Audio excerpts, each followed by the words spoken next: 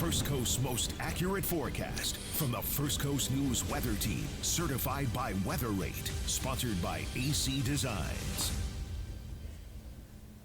Hello, everyone. Welcome. I'm meteorologist Lee Southwick, joined by meteorologist Tim Deegan. Tim, I'm really excited about today's topic since you are our number one surfer, probably in all of the First Coast. No, don't know about that, but I've been doing it a while. So let's put it that way. You are an expert for sure. And today we're talking about marine hazards. So as we know, it is Florida and Georgia's Severe Weather Awareness Week. Georgia's topic today for Tuesday is thunderstorms, but we're focusing on Florida's topic, which is marine hazards and rip currents. So we're going to start off, Tim, quickly with just a bit about rip currents and what to do if you're caught. Have you ever been caught in a rip current?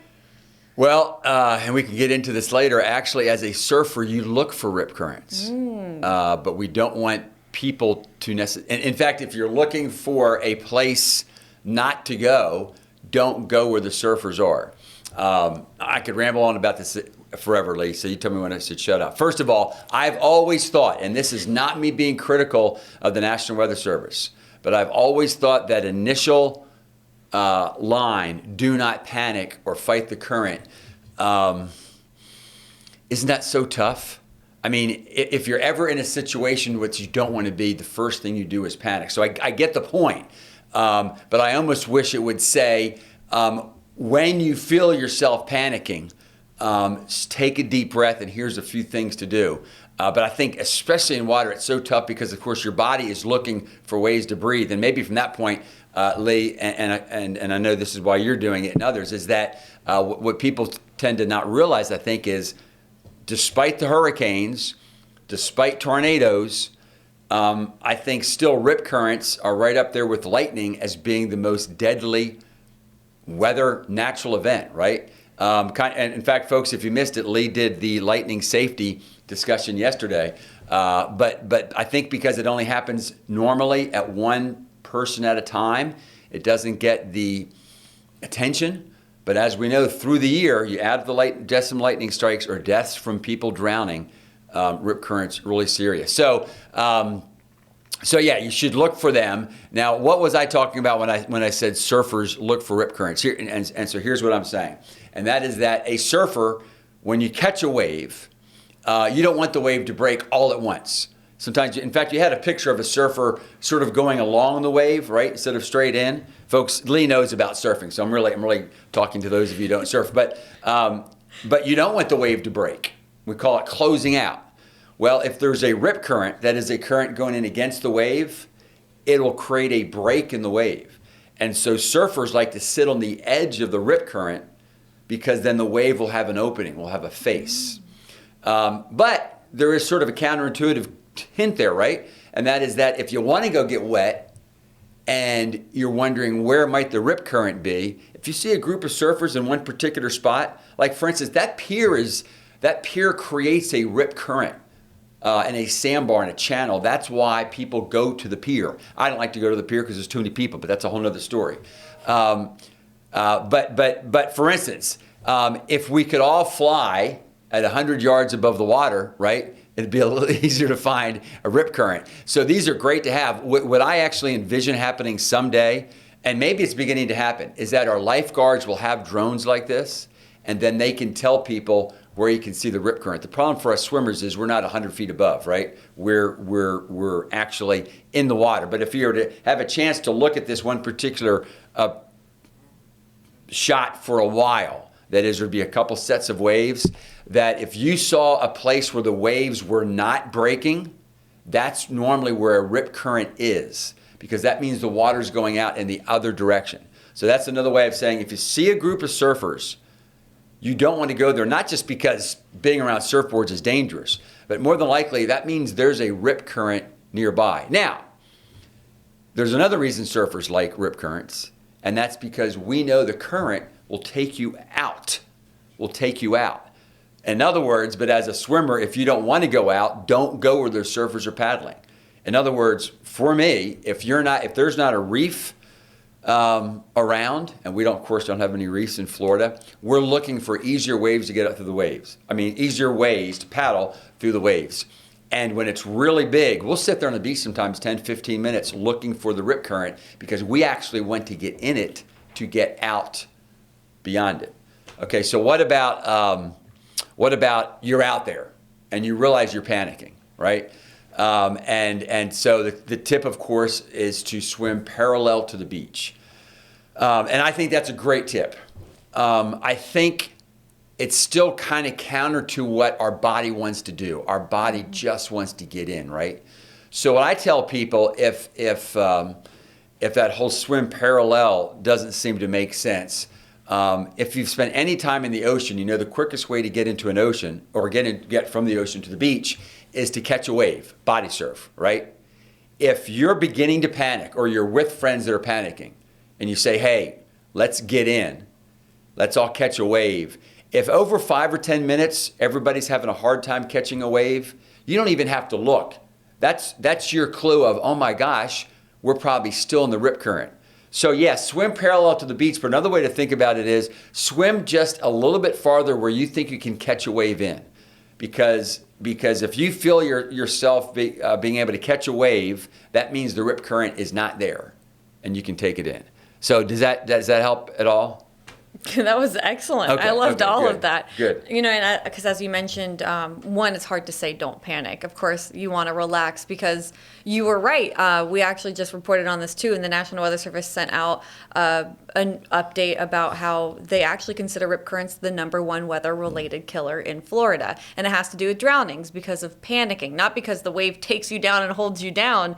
As we all know now, it's a current that sucks you out, and then you panic and you exhaust yourself. Exactly. And therefore you drown. So I think you had all great tips. I didn't even think about really trying to body surf back in. And another tip that they wanted us to share too is that if you get tired, you just try to float and then wave and have hopefully you're near a lifeguard or other strong swimmers or surfers. Surfers save lives all the time. Yes, absolutely. And in fact, you reminded me of something, another sort of tip, which is really just what you said. That is, and this is maybe hard to do again when you're panicking, but try to work with the ocean. You're not going to beat the power of the ocean, so try to work with it. So yeah, initially, if you run out of breath, try to just float, right? You're not going to be in trouble if you get in late. Your main concern is you just want to keep breathing, right? So float, try to relax. And actually, because those rip currents tend to head out and then fan out, if you can get yourself to relax while you're floating, it's probably going to fan you parallel to the beach and get you to a place where eventually there are waves. So yeah, if you can, like Lee said, if you can get yourself to relax and float, and maybe with your friend, you're doing the same thing, probably the best thing. And I do a lot of school talks, and of course we touch on rip currents and how to try to get out of them. And I think you could answer this again as a surfer too, because you see a lot out there, but I get a lot of elementary school kids saying, I don't want it to take me out, what about sharks? So could you speak to the marine animals and the threat or lack thereof? So I'd be lying if I didn't say I think about sharks every time I go out there. But number one, it's their home. Number two, let's see, I've been surfing consistently since 7th. I'm going to do some real quick math here, Lee. So I've been surfing consistently since I was 11, and I now have my Medicare card, so I'm 65. So how many years is that?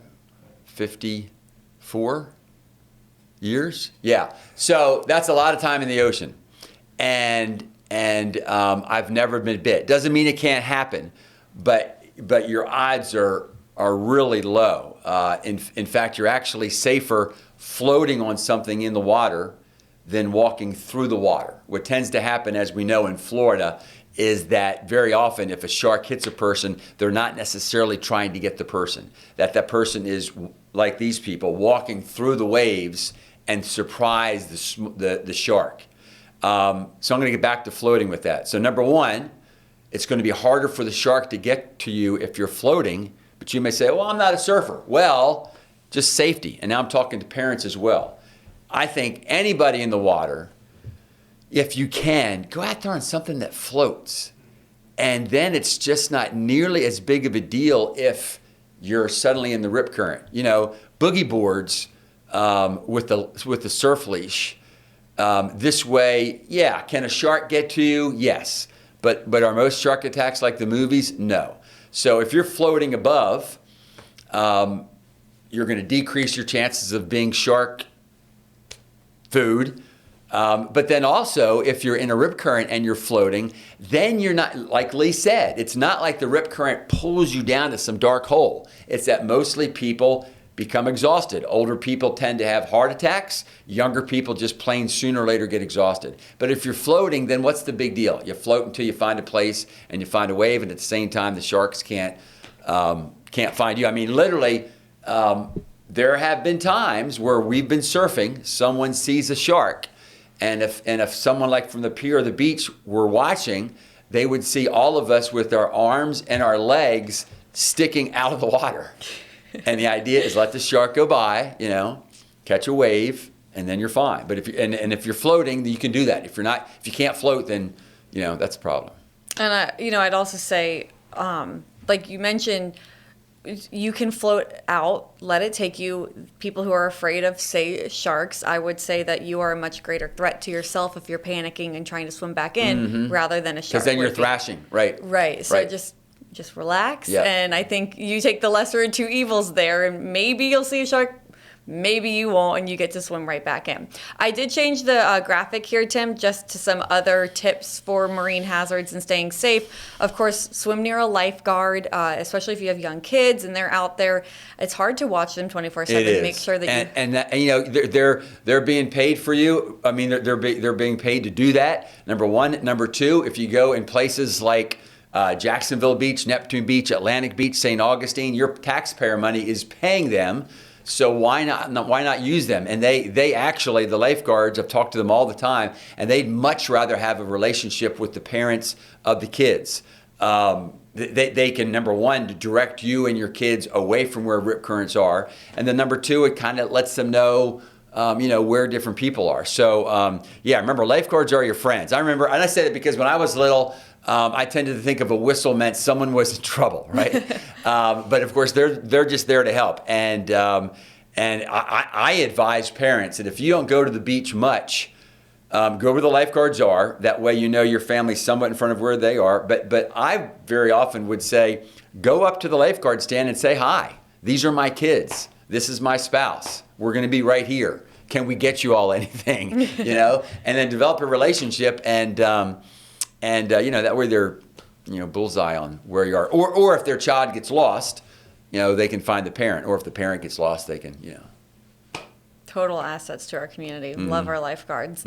Another thing that's helpful, though, out at the beach is there are flags that let you know about conditions. Double red flag, the beach is closed to the public. Purple, dangerous marine life. That's not just sharks. It can be jellyfish. Right. Stingrays. What else? Have you seen anything else out there? Those are the big ones. I mean, there are. I've been told by those who fish for kingfish and tarpon that they can actually pack a wallop. I mean, even dolphin for that matter. But I think primarily you're talking about sharks. And you're talking about jellyfish, and really the main kind of jellyfish. And I think it's great they use purple is the Portuguese man o' war, which kind of have that purplish bubble, right? You want to be aware of that. But those are probably them. And then the last tip that they gave us is swim at least 100 feet away from piers and jetties because, as you already mentioned, Tim, that's where the rip currents are. But we do know that surfers go to the piers. They do. They go to the piers, and not necessarily where you'll find me, but a lot of surfers do go to the piers. And you can sort of see it in this wave. So that's what I mean. And there's an open face there. We don't like it when the whole wave comes over at one time. And the reason that open face is probably there is because if you can picture the water's always looking for ways to get out, right? Waves bring it in, water's always looking for ways to get out. That's really what a rip current is. And because it continues to get out in a similar place by the pier, then over a period of time, it digs out a channel. And so over a period of time, that's where the water is always going out. So that's almost always a dangerous place. But then I think another reason they mentioned piers and jetties is because you can see what's above the water, but you don't know how that piers or how the rock from the jetties, where it is below the water. And the last thing you want to do is you're out there swimming along or maybe even you're body surfing and you body surf into a piling or a jetty. That can cause some pretty significant problems as well. Plus, you also have anglers, fisher people, and they're throwing hooks, over the side. You don't want to be you don't want that hook to get you either. I mean, that's another whole gig. So yeah, there's a lot of reasons don't go out in the water near a pier. Yeah. All right, and then this is all for surfing. The next topic we're just going to hit on is boating safety as well. Florida has the most boats out of any state in the United States, and so Andy and Bella, my producers behind us, they're going to run a package that I did last year when it was Boater Safety Week, but just to touch up on those safety tips. Should we tell people that you're a boating family and you speak from experience? Because she does, folks. So listen up. So before you and your loved ones jump on a boat, here are some friendly reminders when it comes to boat safety. Captain Mike Haas with Seatow expects anywhere from 30 to 50 rescue jobs this Memorial Day weekend. Mainly, it's operator air. While his jobs usually include boats that have run aground, run out of gas, or need battery jumps, worse accidents do happen, and that is why he stresses always wearing a life jacket. When something goes wrong, it happens so quick that there's not a lot of response time. You might not have a chance to put it on, or you might not be able to find it if the boat rolls over or floods and could be caught up and you could drown. 75% of boating deaths are due to drowning, and 2/3 of drowning victims were considered good swimmers. Many of these deaths could have been avoided if the victims were wearing life jackets. And there are many different modern types of life jackets you can select for your safety needs and comfort. These are the easiest to wear because they're light. I recommend these. Always check the weather before heading out and keep an eye on it while on the boat. Storms can come up quick and you can get yourself in a lot of trouble. With strong winds and high waves, reduce your speed and head to shore. With water spouts, head at a 90-degree angle away from the apparent motion of that water spout. With lightning, head to shore or stay in the boat's cabin. Even outside of the weather, stay aware of your surroundings on the boat. If you go to stop, always look behind you before you throttle down. People aren't paying attention, they're talking. And just look out for the other boater. And don't forget to gear up properly before you launch your boat. Make sure you and use all the safety gear that's available for you. Remember these tips and have a fun and safe weekend on the water. In Mayport, I'm meteorologist Lee Southwick. First Coast News on your side. All right, so we thank you for joining us today. Of course, this is Severe Weather Awareness Week for both Florida and Georgia. And tomorrow the topic is tornadoes for both states, actually. At 10 a.m., there's going to be a statewide tornado preparedness. They're going to sound the alarm. You go to your safe spot. We're going to run through that. But then we are also going to be back here tomorrow talking all things safety when it comes to tornadoes and severe thunderstorms. So we will hope you join us then. But for now, thank you for joining and learning all about marine hazards.